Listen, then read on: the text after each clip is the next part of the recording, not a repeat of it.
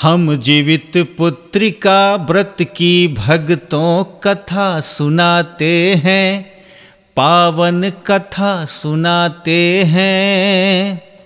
जो व्रत जितिया नाम से जग में जाने जाते हैं, हम कथा सुनाते हैं। आज जितिया व्रत की कथा हम सभी सुनेंगे, जो युगों युगों से चली आ रही त्यौहार है। हमने अपनी दादी को करते हुए देखा है, हमने अपनी माताजी को करते हुए देखा है। कहते हैं कि जो जितिया व्रत करती हैं महिलाएं, उनका पुत्र मौत के मुंह से भी निकल के बाहर आ जाता है। जो भी जितिया व्रत करती हैं, उनका पुत्र सभी संकटों से मुक्त रहता है। आने वाली हर विघ्न बाधा जीवन की टल जाती है। गर्मी का समय है, थोड़ी बहुत दिक्कत होगी, लेकिन हमें भी दिक्कत हो रही है। लेकिन जहाँ भगवान का नाम लिया जाता है, वहाँ सभी कष्ट दूर चले जाते हैं। जब आदमी भगवान में लीन हो जाता है, तो फिर कष्ट की क्या परवाह। तो आइए हम सभी जितिया व्रत की पावन कथा सुनते हैं। इस कथा को सुनने से और सुनाने से अत्यंत लाभ मिलता है। कथा सुननी भी चाहिए और सुनानी भी चाहिए। जो भी जितिया व्रत कर रही हैं, उन्हें तो ये कथा अवश्य ही सुननी चाहिए कि आखिर आपने जो व्रत का अनुष्ठान किया है, जिस व्रत का संकल्प लिया है, उस व्रत की क्या कथा है, क्या कहानी है, जितिया व्रत को क्यों किया जाता है। आइए हम सभी जितिया व्रत की कथा सुनते हैं। जितिया व्रत की कई कथा है, लेकिन हम आपको 3 प्रकार की कथा सुनाएंगे। इसमें पहली कथा है कि महाभारत का जब युद्ध चल रहा था, अर्जुन के बाणों से द्रोणाचार्य जी की मृत्यु हो गई, तो उनके पुत्र अश्वत्थामा काफी क्रोधित हुए कि मैं पांडवों का नामो निशान मिटा दूंगा, आने वाली पीढ़ियों को ही बिल्कुल समाप्त कर दूंगा। उन्होंने क्या किया कि अभिमन्यु का वध हो चुका था। अभिमन्यु के वध के बाद उसकी पत्नी उत्तरा के गर्भ में एक बालक पल रहा था। ये बात अश्वत्थामा को पता चली, तो उसने उस बालक को मारने के लिए ब्रह्मास्त्र का प्रयोग कर दिया। और ब्रह्मास्त्र का वार जो है, कोई टाल नहीं सकता, वो अटल होता है। क्योंकि अश्वत्थामा जानते थे कि अगर मैं कोई दूसरा अस्त्र चलाऊंगा, तो उनके तरफ से भगवान श्री कृष्ण हैं, श्री कृष्ण इसे रोक लेंगे। लेकिन ब्रह्मास्त्र का उन्होंने प्रयोग इसलिए किया, इसे कोई रोक नहीं सकता। तो ब्रह्मास्त्र के प्रयोग से उत्तरा के गर्भ में पल रहे बालक को अश्वत्थामा ने मार दिया। उत्तरा काफी विलाप करने लगी। भगवान श्री कृष्ण आए और अपने तपोबल से, वो तो भगवान थे ही, अपने तपोबल से, अपने आशीर्वाद से उस गर्भ में पल रहे पुत्र को जीवित किया और उसका जन्म हुआ। उसका नाम पड़ा जीवित पुत्रिका। और मान्यता है कि जीवित पुत्रिका के व्रत को करने से संतान की रक्षा होती है। एक कथा यह है। दूसरी कथा है कि नर्मदा नदी के तट पर एक वृक्ष था और वो पाकड़ का पेड़ था। तो पाकड़ के पेड़ पे चील रहती थी और उसके नीचे जो एक खड्डा था, उसमें सियारिन रहती थी। दोनों में काफी अच्छी मित्रता थी। सियारिन कुछ भी शिकार करके लाती तो अपनी सहेली को देती खाने के लिए, और चील भी जब कोई शिकार करके लाती तो अपनी पड़ोसन सियारिन को खाने के लिए देती थी। इस तरह दोनों में काफी अच्छी मित्रता थी। एक दिन कुछ स्त्रियां उस वृक्ष के पास आई, नदी में स्नान किया, वहाँ पे बैठ के कथा का श्रवण किया, विधि विधान से पूजा की। तो जो चील थी उसे जानने की इच्छा हो कि आखिर ये व्रत किस चीज़ की है, ये क्यों करते हैं लोग। तो उसने महिलाओं से पूछा कि आप लोग इस व्रत को क्यों करती हैं? तो स्त्रियों ने बताया कि इस व्रत को करने से जिसके संतान नहीं है संतान हो जाते हैं, और जिसके संतान है उसकी लंबी आयु बढ़ जाती है, पुत्र का विघ्न टल जाता है, किसी भी प्रकार की आपत्ति विपत्ति दूर चली जाती है। अब चील की और सियारिन की दोनों की इच्छा हुई कि हम भी इस व्रत को करेंगे। दोनों तो सहेली थी ही, दोनों ने व्रत का अनुष्ठान किया और व्रत को शुरू किया। दिन तो अच्छे से कट गया, दोनों ही विधि पूर्वक अन्न जल का त्याग किए। लेकिन जैसे ही रात हुई मौसम खराब हो गया।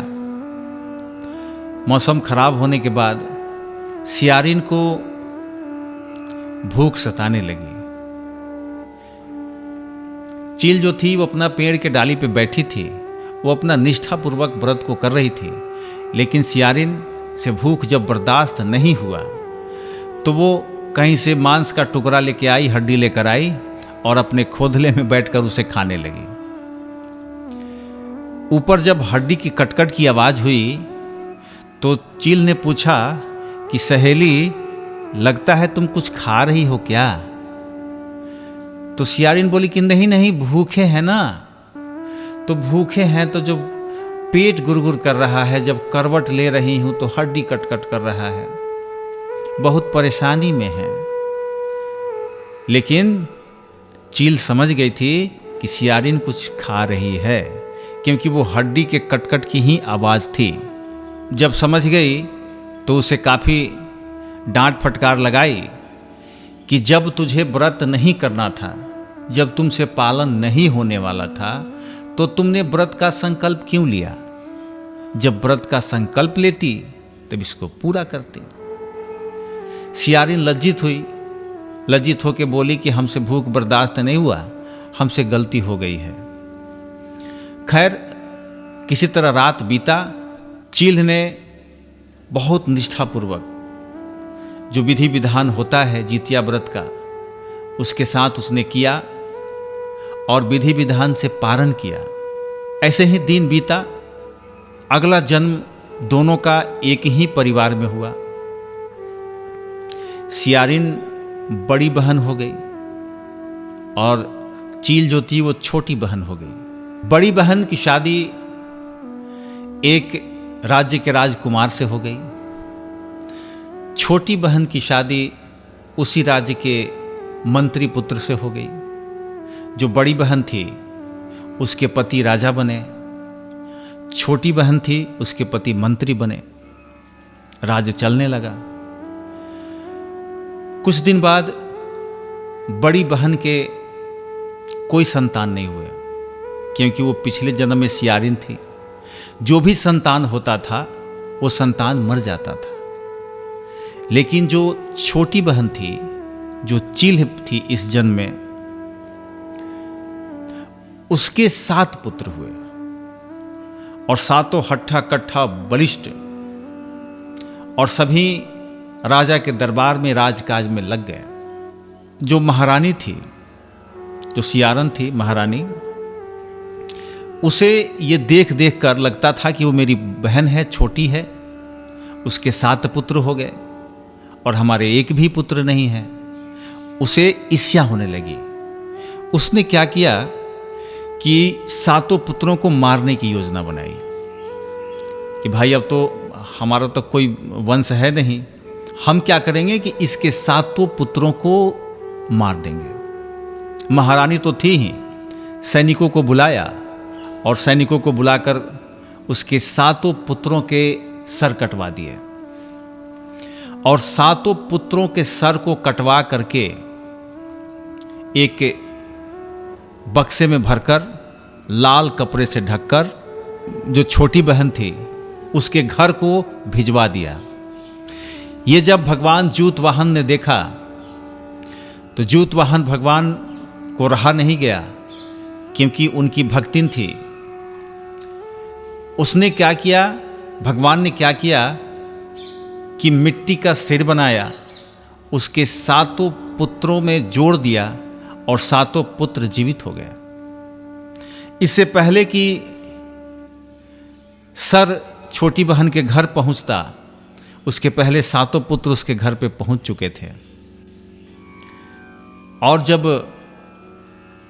टोकरी देखा गया जिसमें सर काट के रखा हुआ था, जब उसके घर पहुंचा, जब सैनिकों से पूछा गया ये क्या है, तो बोला खुद ही उठा के देख लीजिए क्या है।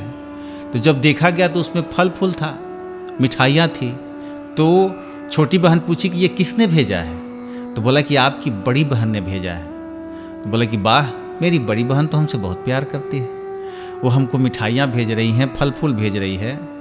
तो बड़ी बहन जो थी वो अपने छोटी बहन के सातों पुत्रों की मृत्यु की समाचार के लिए उतावली हो रही थी कि कब समाचार मिलेगा कि सातों पुत्रों की मृत्यु हो गई है और छोटी बहन विलाप कर रही है। लेकिन यहां तो उल्टा हो चुका था। जब उससे रहा नहीं गया तो वो खुद ही चल पड़ी छोटी बहन के घर पे देखने के लिए कि क्या हो रहा है वहां जब गई तो देखा कि सभी बच्चे मस्ती में हैं, सभी हंसी खुशी में हैं, फल फूल खा रहे हैं। गई तो छोटी बहन ने कहा कि बहन, आपने मेरे लिए फल भेजा है, आपका बहुत बहुत धन्यवाद, इतने मिठाइयाँ और फल आपने भेजी है 7 टोकरी में।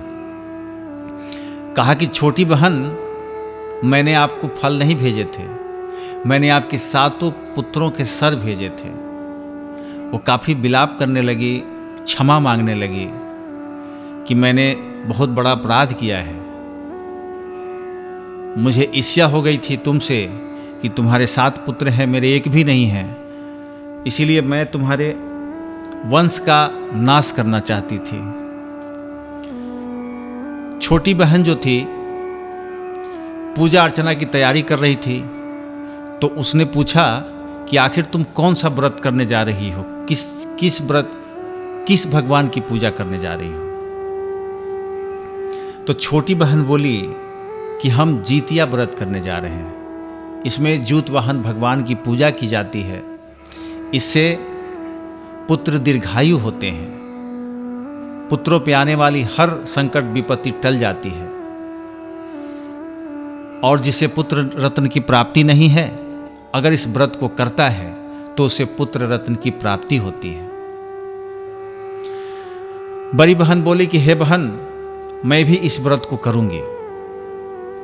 तो छोटी बहन ने जैसे वो व्रत करती थी उसी विधि विधान से बड़ी बहन को भी व्रत करवाया, और करवाने के बाद अगले 9 महीने बाद बड़ी बहन को भी पुत्र रत्न की प्राप्ति हुई। और वो निरंतर विधि विधान से जूतवाहन भगवान की पूजा करती, व्रत रखती, इससे उसके पुत्रों की रक्षा भी होती गई और एक हंसी खुशी परिवार हो गया। राजा के राजकुमार मिल गए और एक परिवार में खुशी की लहर दौड़ पड़ी। इसीलिए इस व्रत को जो भी करती हैं उनके पुत्रों के ऊपर कोई भी खतरा हो वो टल जाता है। जिस बालक की माँ इस व्रत को करती है उसके बच्चे मौत के मुंह से भी निकलकर बाहर आ जाते हैं। ऐसी इस व्रत की महत्ता है। जितिया व्रत की तीसरी कथा हम सभी सुनते हैं। जितिया व्रत की तीसरी कथा है कि गंधर्वों में एक राजकुमार हुए जिनका नाम था ज्योतवाहन। ज्योतवाहन के पिताजी जब राजकाज छोड़कर वन जाने लगे, अपने पुत्र ज्योतवाहन को राजा बनाकर राजकाज की जिम्मेदारी उन्हें सौंपकर खुद वन में चले गए तपस्या के लिए और आगे का जीवन तपस्या में व्यतीत करने के लिए राजकाज ज्योतवाहन को छोड़ गए। लेकिन ज्योतवाहन जो थे वो अत्यंत उदार थे, परोपकारी थे। उनका राजकाज में मन नहीं लगा। उनका लोगों की सेवा करना, उदारता बहुत थी। कोई कुछ कह दे तो प्राणों की आहुति देने तक को तैयार हो जाते थे। अब उन्होंने सोचा कि मेरे से ये राजकाज नहीं चल पाएगा। ज्योतवाहन ने अपने छोटे भाई को राजकाज सौंपकर और खुद भी वन में पिताजी की सेवा करने के लिए निकल पड़े। जब वो वन में गए तो एक मलय राजकन्या से मुलाकात हुई, उनसे प्रेम हो गया। एक दिन की बात है कि वन में जब दोनों भ्रमण कर रहे थे तो भ्रमण करते करते ज्योतवाहन आगे निकल गए। आगे जब बढ़े तो देखे कि एक बूढ़ी माता बहुत ही वियोग में रो रही हैं, विलाप कर रही हैं। ज्योतवाहन उस माता के पास गए और पूछा कि माता जी, आप क्यों रो रही हैं? आपको क्या तकलीफ है? तो माता जी ने कहा कि मैं नाग वंश की स्त्री हूं, मेरे परिवार पर घोर संकट आ गया है। पक्षीराज गरुड़ के प्रकोप से मुक्ति के लिए नागों ने फैसला लिया था कि हम रोज एक नाग की बलि गरुड़ को देंगे, और ऐसे करते करते रोज एक बलि पक्षीराज गरुड़ को दी जाती है। लगभग गांव पूरा खाली हो चुका है। आज मेरे पुत्र की बारी है, मेरा एक ही पुत्र है, इसे गरुड़ आज उठा ले जाएंगे और इसके मांस को खाकर अपने भूख को तृप्त करेंगे। इसलिए मैं रो रही हूं कि अपनी आंखों के सामने अपने पुत्र की मृत्यु को मैं कैसे देख सकती हूं। एक मां के लिए इससे दुखी कौन सा दिन होगा जिसकी आंखों के सामने कोई उसे मौत के घाट पहुंचा देगा, मौत के घाट उतार देगा। ज्योत भगवान तो उदार थे ही, परोपकारी थे ही। उनको बहुत दया आई। उन्होंने कहा कि माता जी, मैं आपको वचन देता हूं कि आपका पुत्र जीवित रहेगा। आपके पुत्र के बदले आज पक्षीराज गरुड़ का भोजन मैं बनूंगा। जहां पे लिटाया जाता है आज मैं वहां लेट जाऊंगा। आपके पुत्र की जगह पक्षीराज मेरी मांस खाकर अपनी भूख को तृप्त करेंगे। इस तरह आपका पुत्र बच जाएगा। औरत जो थी, बूढ़ी औरत, वो कम से कम अपने पुत्र की जान बचाकर खुश हुई। तो उन्होंने कहा कि वो जगह बताइए जहां से गरुड़ जी उठाकर ले जाते हैं। उस वृद्ध महिला ने वो जगह बताया कि हम सभी लाल कपड़े में ढक देते हैं, जिसे भी बलि देना होता है उसे लाल कपड़ों में ढक देते हैं, वहीं से उठाकर ले जाते हैं। बिल्कुल निश्चित समय पे ज्योतवाहन जी उसी शिला पे जाकर लेट गए और लाल कपड़ा ओढ़ लिया। निश्चित समय पे पक्षीराज गरुड़ पहुंचे और ज्योतवाहन को अपने पंजों से पकड़कर वो पहाड़ की शिखर पर लेकर चले गए। और जब वो ले जा रहे थे ज्योतवाहन को तो कोई शोर शराबा नहीं था, किसी प्रकार की रोने की आवाज नहीं आ रही थी, बिलाप करने की आवाज नहीं थी, चीखने चिल्लाने की आवाज नहीं थी। तो गरुड़ भगवान सोचे कि मैं जब नित्य दिन किसी को ले जाता हूं तो वो चीखता है, चिल्लाता है, अश्रु बहाता है, रोता है, मगर ये कैसा व्यक्ति है जिसके आंखों में थोड़ी भी आंसू नहीं है। वो ले गए पर्वत के ऊपर और ज्योत भगवान को खाना शुरू किया, मांस का टुकड़ा काटा और खाने लगे। फिर भी कोई हलचल नहीं थी, कोई आवाज नहीं थी, कोई रोने की, चीखने चिल्लाने की आवाज नहीं आई। और बोले कि आप बताइए कौन है, क्योंकि मैं जब भी किसी को लेकर आता हूँ वो रोता है, चीखता है, चिल्लाता है, विलाप करता है, छोड़ने की मिन्नतें करता है, लेकिन आपने कुछ नहीं कहा। ज्योतवाहन भगवान ने कहा, पूरी कथा वृत्तांत सुना दी कि एक बूढ़ी औरत थी जिसके पुत्र की आज बारी थी, जिसे आपको खाना था, उसके जगह पर मैं आया हूं। आप मेरी मांस खाकर अपनी आत्मा को तृप्त कर लीजिए, क्योंकि उसका एक ही पुत्र था। उसके आगे का जीवन कैसे कटता, इसे लेकर वो विलाप कर रही थी, तो मुझसे देखा नहीं गया। मैं उसी के बदले मैं खुद आया हूं। आप मेरी मांस खाकर अपनी आत्मा को तृप्त कर लीजिए। भगवान गरुड़, पक्षीराज गरुड़ बोले कि आप बहुत परोपकारी हैं। एक मैं हूं जो देवताओं के सानिध्य में रहते हुए भी मैं किसी के पुत्र को खा रहा हूं, लोगों को दुख पहुंचा रहा हूं, दर्द पहुंचा रहा हूं। एक आप हैं कि दूसरे के चलते अपने प्राणों की बलि देने आ गए हैं।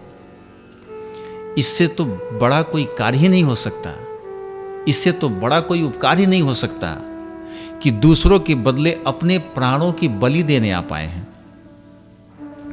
मैं आज आपसे बहुत प्रसन्न हूं। आप हमसे वरदान मांगिए कि आप क्या मांगना चाहते हैं। ज्योतवाहन भगवान ने कहा कि हे पक्षीराज, अगर आप वरदान देना चाहते हैं तो मुझे अपने लिए कुछ नहीं चाहिए। आप वचन दीजिए कि आज से आप नागों का भक्षण नहीं करेंगे, और जो भी नागों का भक्षण आपने किया है उन सबको जीवित करने का कार्य करेंगे। तो पक्षीराज गरुड़ ने कहा कि आप जो चाहते हैं, जैसा चाहते हैं वैसा ही होगा। तो जिनके जिनके घरों से नागों की बलि दी गई थी, पक्षीराज गरुड़ ने जिनका भोजन बनाया था, वो सभी कुछ ही क्षणों में जीवित हो गए, क्योंकि उनकी हड्डियों के ढेर लगे हुए थे। जो जो खाते थे पक्षीराज गरुड़, वो उसे हड्डी के नीचे गिरा देते थे। ऐसे करके हड्डियों का ढेर लग गया था। उन्होंने हड्डियों के ढेर के ऊपर अपनी कृपा दिखाई और वो सभी नाग देव रूप में आ गए, सभी जीवित हो चुके थे। और इनके मांस भी, ज्योतवाहन देव के मांस को भी जो खाया था पक्षीराज गरुड़ ने, उसे भी उन्होंने भरने का काम किया और कहा कि मैं आज से गरुड़ किसी भी नाग वंश को नहीं खाएगा, मैं आपसे वचन देता हूं। उसी दिन से ये मान्यता है कि गरुड़ नागों का भोजन नहीं करते। और साथ ही पक्षीराज गरुड़ ने कहा कि हे ज्योतवाहन, आपने जो बलिदान दिया है, आपके बलिदान की कथा को जो सुनेगा, सुनाएगा, जो भी अपने पुत्र के लिए आपकी पूजा अर्चना करेगा, आपका आवाहन करेगा, उस पे कभी कोई संकट नहीं आएगा। तब से मान्यता है कि जितिया व्रत के दिन इस कथा को सुना जाता है, सुनाया जाता है। उस पर भगवान ज्योतवाहन की कृपा होती है, क्योंकि उनको पक्षीराज गरुड़ ने वरदान दिया था कि जो भी आपके व्रत को करेगा, जो इस कथा को सुनेगा, सुनाएगा, उसका पुत्र दीर्घायु होगा, उसका पुत्र स्वस्थ होगा, निरोग होगा, उस पे आने वाली हर आपदा विपदा टल जाएगी।